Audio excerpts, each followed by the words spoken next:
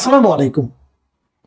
প্রিয় দর্শক, জগন্নাথ বিশ্ববিদ্যালয়ের যে ছাত্র সংসদ নির্বাচন, সেই নির্বাচনের ফল আমরা পেয়েছি এবং সেখানে দেখেছি যে ইসলামী ছাত্র শিবিরের সমর্থিত যে প্যানেল, তাদের একটা ভূমিধস বিজয় হয়েছে। তারা 21টি আসনের মধ্যে 16টি পেয়েছে। তার মধ্যে ভিপি, জিএস, এজিএস আছে। এটাকে অবশ্যই আপনি একটা বড় বিজয় বলবেন, কিন্তু এটা কি হঠাৎ বিজয়? এটা কি আচমকা বিজয়? না, তা বলা যাবে না। বলা যাবে না এই কারণে যে এ ধরনের বিজয় এর আগে ডাকসুতে হয়েছে, জাহাঙ্গীরনগরে হয়েছে, রাজশাহী বিশ্ববিদ্যালয়ে হয়েছে। এগুলো কিন্তু হয়েছে, ধারাবাহিকভাবে হয়েছে। এখন অনেকে নানাভাবে ব্যাখ্যা করার চেষ্টা করছে কেন হয়েছে। আমি একটা কথা সামান্য আপনাকে বলি, ধরা যাক, হাইপোথেটিক্যালি ধরেন, যদি এগুলোতে ছাত্র দলের বিজয় হতো, তাহলে কি আপনি জিজ্ঞাসা করতেন যে কেন ছাত্রদল জিতলো? জিজ্ঞাসা করতেন না, কারণ আপনি ভাবতেন ওটাই স্বাভাবিক। কিন্তু যখন ছাত্র শিবির জিতে যায়, তখন আপনি অবাক হন, বিস্মিত হন এবং জিজ্ঞাসা করেন যে কেন জিতলো। আমার মনে আছে একটা ঘটনা, কাকতালীয় হতে পারে। আমি একটা কাজে, আমার একটা মানে মানে একটা পারিবারিক কাজে আমি মাঝখানে রাজশাহীতে গিয়েছিলাম। রাজশাহী বিশ্ববিদ্যালয়ের একজন অধ্যাপকের একটা মেয়ের বিয়েতে আর কি। সে ওখানে যেদিন আমি গেলাম, যাওয়ার পর দিন আমি রাজশাহী বিশ্ববিদ্যালয়ের ক্যাম্পাসে ছিলাম রাতে। তো থাকার পর পরদিন যেদিন রাকসু নির্বাচনটা হয়ে গেল, ওদিনে রাতে আমি যে এখানে পৌঁছেছিলাম, পরের দিন সকালে পৌঁছেছিলাম। পরের দিন সকালে আমি ওখানে পৌঁছেছিলাম। পৌঁছে ক্যাম্পাসের মধ্যে একটা ওদের যে রেস্টুরেন্টের সময় তারা খায়, ওখানে ওপেন জায়গায়, সেখানে আমি সকালে নাস্তা করছিলাম। ওখানে বেশ কয়েকটা মিডিয়ার লোকজন ছিল, বিভিন্ন ঢাকার মিডিয়া। তাদের একজন আমাকে দেখে তারা চিনতে পারলো, যে কোনো কারণে হোক চিনে আমার কাছে তারা গেল, যে জিজ্ঞাসা করলো, আপনার কি মনে হয় এই রাকসুতে শিবিরের বিজয়টা কেন হয়েছে? তা আমি সরলভাবে বলেছিলাম যে স্টুডেন্টরা তাদেরকে ভোট দিয়েছে, তাই তারা জিতেছে। এটা পরে দেখলাম যে বিভিন্ন মিডিয়াতে অনেকে দেখলাম, এটা সামাজিক মাধ্যম অথবা অনেকেই দেখলাম এটা খুব শেয়ার করেছে এবং বলেছে আমি এটা বলেছি। হ্যাঁ, আমি এটা বলেছি। আমি কিন্তু এটা ঢাকা বিশ্ববিদ্যালয়ে বলেছি, সব জায়গায় বলেছি যে স্টুডেন্টরা ভোট দিয়েছে তাই জিতেছে। আপনি বরং প্রশ্ন করেন স্টুডেন্টরা কেন ভোট দিল, এবং এই প্রশ্ন করার জন্য আপনাকে বেশি দূর যাওয়ার দরকার নাই। আপনার ঘরেই একটা স্টুডেন্ট আছে, হয়তো বা সে ঢাকা ইউনিভার্সিটিতে পড়ে না, হয়তো জাহাঙ্গীরনগরে পড়ে না, জগন্নাথে পড়ে না, রাজশাহী ইউনিভার্সিটিতে পড়ে না, চিটাগাং ইউনিভার্সিটিতে পড়ে, হয়তো এখানে কোনোটাতেই পড়ে না, হয়তো সে একটা বেসরকারি বিশ্ববিদ্যালয়ে পড়ে, হতে পারে। কিন্তু তাকে জিজ্ঞাসা করেন, সে বলতে পারবে কেন ঘটনাটা ঘটেছে। এটা আসলে পার্টিকুলার কোনো একটা বিশ্ববিদ্যালয়ে ঘটেনি, এটা একটা জেনারেশনের মধ্যে ঘটেছে, একটা প্রজন্মের মধ্যে ঘটেছে, একটা প্রজন্মের মধ্যে পরিবর্তন হয়ে গেছে। আমি আপনি টের পাইনি, এই জন্য আমি আপনি অবাক হচ্ছি, ওরা কিন্তু অবাক হয়নি। এটাই বাংলাদেশের রাজনীতির বর্তমান বাস্তবতা। এই বাস্তবতাকে যদি আপনি মেনে নিতে না পারেন, তাহলে আপনি অবাক হবেন, বিস্মিত হবেন।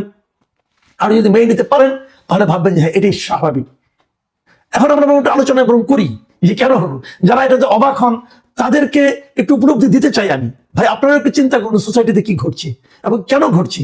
আমি কিন্তু ভালো মন্দ নিয়ে কথা বলছি না। আমি আবারও বলি, আমি এখনো মনে করি আমাদের এই প্রজন্ম চায় বলেই এই রেজাল্ট আসছে। এবং যে কথা আমি শেষে বলবো, সেটা আগে একটু বলে নেই, যে আগামী নির্বাচনেও আমাদের ভোটাররা যা চাইবে তাই ঘটবে। যদি সেখানে ম্যানিপুলেশন না হয়, যদি সেখানে ভোট ডাকাতি না হয়, যদি সেখানে নির্বাচনের নামে কোনো হঠকারী সিদ্ধান্ত কেউ না নেয়, তাই ঘটবে যা ভোটাররা চাইবে। এখন ভোটাররা কি চায় প্রথমত বলে নেই। এই যে স্টুডেন্টরা, এই যে ইয়াং প্রজন্ম, নতুন একটা প্রজন্ম, তারা যে ইসলামী ছাত্র শিবিরকে ভোট দিয়ে নির্বাচিত করছে, তারা কি জাতীয় নির্বাচনে ভোটার না? তারাও ভোটার। তারা যে পরিবারে থাকে সেই পরিবার ভোটার না? সেই পরিবারও ভোটার। আমি একটা অদ্ভুত একটা জিনিস দেখলাম, আমি আপনাদেরকে এটা একটু শেয়ার করতে চাই। একটা পত্রিকায় দেখলাম যে ওনারা বেশ কিছু লোকের সঙ্গে আলাপ করেছে, অনেক স্টুডেন্টের সঙ্গে আলাপ করেছে ঢাকা ইউনিভার্সিটি এবং অন্যান্য ইউনিভার্সিটিগুলো রেজাল্টের পর। এবং সেখানে একটা মেয়েকে জিজ্ঞাসা করেছে যে তুমি কেন শিবিরকে ভোট দিয়েছো। সে বলছে, জানেন, উত্তর শুনলে অবাক হয়ে যাবেন। সে বলেছে, আমার মা বলেছে ওদেরকে ভোট দিও। মা কেন বলে? মা বলে এই কারণে, মা তার কন্যা সন্তানের নিরাপত্তা চায়। মা বুঝতে চেয়েছে যে কারা ছাত্র সংসদে আসলে তার কন্যাটা নিরাপদে থাকতে পারবে, সে মা বলেছে। আবার আরেক দিকে কথা, মা কেন বলেছে? মা তো আগে বলতো না, এখন মা কেন বলে? তার মানে মার মধ্যেও কি কোনো পরিবর্তন হয়ে গেছে? হ্যাঁ, হয়েছে। এই জায়গাটাতে আমাদের যে ট্র্যাডিশনাল পলিটিক্যাল পার্টিগুলো আছে, সেই পার্টিগুলোকে একটা শিক্ষা দিতে হবে। সেটা আমি বলি, আমি নিজে অনেক জায়গায় যোগাযোগ করে দেখেছি, এবং আমারও তো গ্রামে লোকজন আছে। গ্রামাঞ্চলে মফস্বলে মেয়েদের মধ্যে জামাতে ইসলামী অসম্ভব মানে অভাবিত তারা কাজ করেছে। এটা অন্য অন্য আমাদের ট্র্যাডিশনাল পলিটিক্যাল পার্টিগুলো চিন্তাও করতে পারবে না তারা কি পরিমাণ কাজ নারীদের মধ্যে করেছে। আমার মাঝে মাঝে খুব হতাশ লাগে এটা ভেবে যে আগামী নির্বাচনে এই নারীদের মধ্যে যারা এত কাজ করলো, যারা আগামী নির্বাচনে যারা নারীদের কাছ থেকে প্রচুর ভোট পাবে বলে আমি এখনো মনে করি, সেই জামাতে ইসলামের প্রার্থী তালিকায় নারী নাই। এটা আমাকে খুব আহত করে, হতাশ করে। কেন তারা এটা করছে? এটার কিন্তু আবার আফটার ইফেক্ট থাকতে পারে। এটা ওনারা ভালো বুঝবেন, ওনাদের হয়তো এটাই রাজনীতি, হয়তো এটাই বাংলাদেশের নারীরা চায় যে আমাদের উপর অন্য কেউ মাতব্বরি করবে, আমরা এটা মেনে নেব। আমি জানি না, আমি বলতে পারবো না, কিন্তু এটা আমাকে একটু হতাশই করে বলা যায়, একটু অবাক করে। কিন্তু বাস্তবতা হলো বাংলাদেশের প্রত্যন্ত অঞ্চলের নারীদের মধ্যে জামাতে ইসলাম অনেক কাজ করেছে এবং জামাতে ইসলাম তাদেরকে প্রভাবিত করতে অনেক ক্ষেত্রে পেরেছে। তার প্রভাব আমরা এখনই কিন্তু বিভিন্ন জায়গায় পেতে শুরু করেছি। ছাত্র সংসদে পড়ছে, তার বিশ্ববিদ্যালয়ে পড়ুয়া ছেলে মেয়েরা মাদের কথা শুনছে, জাতীয় নির্বাচনে শুনবে না। এটাও কিন্তু মাথায় রাখতে হবে। ব্যর্থতাটা কোথায়, কার ব্যর্থতা, অথবা সফলতাটা কোথায়, কেন সফলতা? এই নিয়ে অনেক ইকুয়েশন হয়েছে, অনেকে নানা কথা বলেছে। যেমন আমার নিজেরও কিছু ইকুয়েশন ছিল, আমার নিজের দুটো ইকুয়েশন ছিল, সে দুটো আপনাদের সঙ্গে আমি শেয়ার করি। প্রথম ইকুয়েশন হলো এই বিশ্ববিদ্যালয়গুলোতে ছাত্রলীগ যখন ছিল, মানে আওয়ামী লীগের আমলে স্টুডেন্টদের উপর এক ধরনের টর্চার চলতো। টর্চারটা এরকম, তাদের মিছিলে যেতে হবে, তাদের কথা শুনতে হবে, পরীক্ষা তোমার গোল্লায় যাক, মিছিলে আসো, এরকম অনেক কিছু ছিল, গণরুম ছিল। এটা কারা করতো? আমরা যদি বলবো ছাত্রলীগ করতো, না, এটাকে ছাত্রলীগ ভাবলে হবে না, এটা আসলে করতো সরকারি দল। যে দলটা সরকারে থাকে তাদের যে ছাত্র সংগঠন, তারা এই কাজগুলি করতো। এবং প্রশাসন, যেহেতু এই ছাত্র সংগঠনটা সরকারের আনুকূল্যে আছে, অত প্রশাসনও তাদেরকে সমঝে চলতো, তাদেরকে ভয় পেত। এই যে ছাত্র যারা ভোট দিয়েছে, তারা সেই সরকারি ছাত্র সংগঠনকে ভয় পায়। তো যেহেতু এখন একটা আওয়াজ সব দিকে উঠেছে যে হয়তো বিএনপি আগামীতে ক্ষমতায় আসবে, সে কারণে তারা, এই স্টুডেন্টরা বিএনপির ছাত্র সংগঠনকে ছাত্র সংসদে আনতে চায়নি। এটা একটা কারণ হতে পারে। এই কারণটা আমার বিশ্লেষণ, আমি এইভাবে ভাবি, এটা আমি আগেও বলেছি, আবার রিপিট করলাম। যে কারণে তারা বিএনপিকে বাদ দিয়ে আর স্ট্রং যারা আছে তাদের মাঝখান থেকে ছাত্র শিবির সবচেয়ে স্ট্রং, তারা চলে এসেছে। একটা হতে পারে। আরেকটা হতে পারে, এই প্রত্যেকটা ছাত্র সংসদ নির্বাচনে ছাত্রলীগের কিন্তু অনেক ভোট আছে। ছাত্রলীগ আগে অত্যাচার করেছে, টর্চার করেছে, অমানবিক আচরণ করেছে। যারা করেছে তারা তো ছাত্র না, যারা করেছে, যারা করার মাধ্যমে যারা সুবিধা পেয়েছে, সেই সুবিধা ভোগীরাও তো ছাত্র। তাদের তো অনেক লেয়ারের কিন্তু স্টুডেন্ট আছে। তো তারা কাকে ভোট দিয়েছে, তারা কাকে এবং কেন দিয়েছে সেটাও বলি। দেখুন, এই ছাত্রলীগ আওয়ামী লীগ এটা এমন একটা দল, এদের টাইপটা এমন, এটা একটা বংশানুক্রমিক দল। মানে যারা আজকে ছাত্রলীগ করে, তাদের বাবারা খবর নিয়ে দেখেন, তাদের যারা বাবা, চাচা, মামা আছে, এরা সবাই আওয়ামী লীগ করতো। তাদের যারা ভাই টাই আছে, কাজিন আছে, হয়তো এরা যুবলীগ করে। এরকম ধারাবাহিকতা কিন্তু একটা আছে। তো গত 24 আগস্টের পর সারা দেশে ওই আওয়ামী লীগের সুবিধাভোগীদের উপর নানা ধরনের অত্যাচার হয়েছে, নির্যাতন হয়েছে, তাদের বিরুদ্ধে গণমামলা হয়েছে। এক একটা মামলা 150-200 লোককে আসামি করা হয়েছে। এবং এই প্রত্যেকটা মামলার বাদীকে যদি খবর নেন, তাহলে দেখবেন যে এর 95% মামলার বাদী হলো বিএনপির কোনো না কোনো লোক, হয় বিএনপি, নাহলে ছাত্র দল, নাহলে স্বেচ্ছাসেবক দল, নাহলে যুব দল, এরা কেউ না কেউ বাদী হয়েছে। এবং এই যে মামলা, চাঁদাবাজি, দখলদারি, এই সমস্ত প্রত্যেকটা ঘটনা কিন্তু আপনি দেখবেন বিএনপির নাম জড়িয়ে আছে।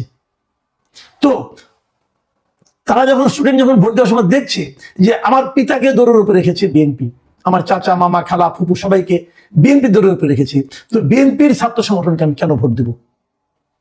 এবং এই প্রত্যেকটা জায়গায় বিএনপির দৌড়ের পাশাপাশি বিএনপি 10 জনকে দৌড়ের উপরে রাখছে, তাহলে 2 জনকে আবার জামাতে ইসলামী একটা সাপোর্ট দিয়েছে, একটা শেল্টার দিয়েছে।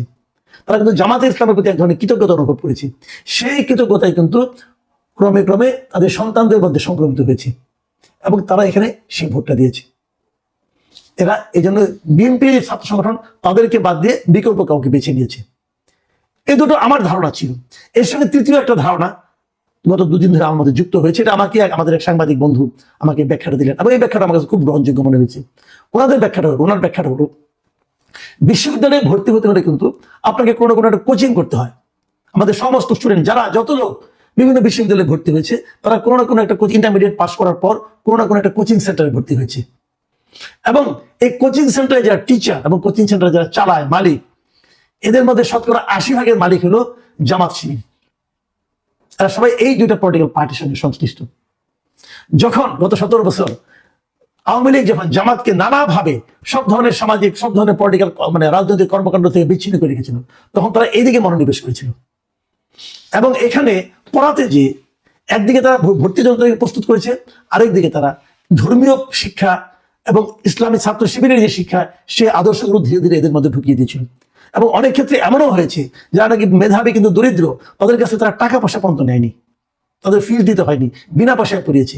সেই কৃতজ্ঞতা বোধ এবং সেই শিক্ষা দুটো একত্র হয়ে কিন্তু একটা বিরাট জেনারেশনের একটা বড় অংশ কিন্তু ছাত্র শিবিরের প্রতি এক ধরনের সহানুভূতি তারা কিন্তু প্রদর্শন করছে। সেটারই একটা ফল আমরা বিশ্ববিদ্যালয়ের নির্বাচনগুলোতে দেখছি। দেখুন, এগুলো আমি যেগুলো বললাম না, এগুলো হলো আপনার এক ধরনের কারণ খুঁজে বের করা, কেন ঘটলো, কি ঘটলো না ঘটলো, এটা। কিন্তু এর বাইরেও কিছু কথা আছে। আমরা দেখেছি যে জামাতে ইসলামের সঙ্গে, জামাতে ইসলাম এবং ছাত্র শিবিরের যে পলিটিক্স, তার সঙ্গে আমাদের ট্র্যাডিশনাল যে সমস্ত রাজনৈতিক দলগুলো আছে, আওয়ামী লীগ, ছাত্রলীগ, বিএনপি, ছাত্র দল, এদের একটা বেসিক পার্থক্য আছে। সেই পার্থক্যটা হলো, জামাতকে আপনি যত যাই বলে পছন্দ হোক বা না হোক, এটাই বাস্তবতা, জামাত শিবির তারা ওয়েলফেয়ার পলিটিক্স করে। তারা মানুষকে বোঝাতে চায় যে আমি তোমার আপনজন। সেটা মনের থেকে বোঝায় নাকি অভিনয় করে, সেটাকে দণ্ড হিসাব। তারা এটাই বোঝাতে চায় যে আমি তোমার আপনজন, তুমি আমার কাছে আসলে উপকৃত হবা। এটা কিন্তু আপনি বিএনপির কোনো নেতৃত্বের কাছে পাবেন না। দু একজন পেতে পারে, সেটা বিচ্ছিন্ন ঘটনা। কিন্তু বিএনপি যারা গড় নেতা, ওদের কাছে আপনি যান, তারা যে আপনার সালামের জবাবটা নেবে দয়া করে, এটাই আপনাকে খুশি থাকতে হবে। আপনি এটুকু ভেবে খুশি হবেন যে আমি 10 বার সালাম দেওয়ার পর অন্তত 2 বার উনি জবাব নিয়েছেন, উনি জবাব দিয়েছেন, অতএব আপনি মুগ্ধ। এই ধারণা নিয়ে আপনাকে পাশ করতে হবে। তো মানুষ আর কতদিন জিন্দাবাদ বলবে? ওয়েলফেয়ার পলিটিক্সটা আসতে হবে।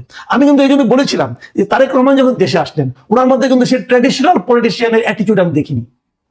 ওনার আচার আচরণে আমি দেখিনি। ওনার আসার কারণে এই যে মানুষের কষ্ট হল, উনি সেদিন দুঃখ প্রকাশ করেছেন। ওনাকে কেউ একজন গালি দিল, তাকে উনি আপনার জেলখানা থেকে ছাড়িয়ে আনার জন্য সুপারিশ করেছেন, বলেছেন আমাকে কেউ গালি দিতেই পারে, সমালোচনা করতেই পারে, এই জন্য তাকে আপনি জেল দিবেন কেন? এটা কিন্তু ট্র্যাডিশনাল পলিটিক্সের মধ্যে পড়ে না। উনি কিন্তু উনি আসার পরেও সেটাও তো ছাত্র দলকে হাত জিতাতে পারলো না।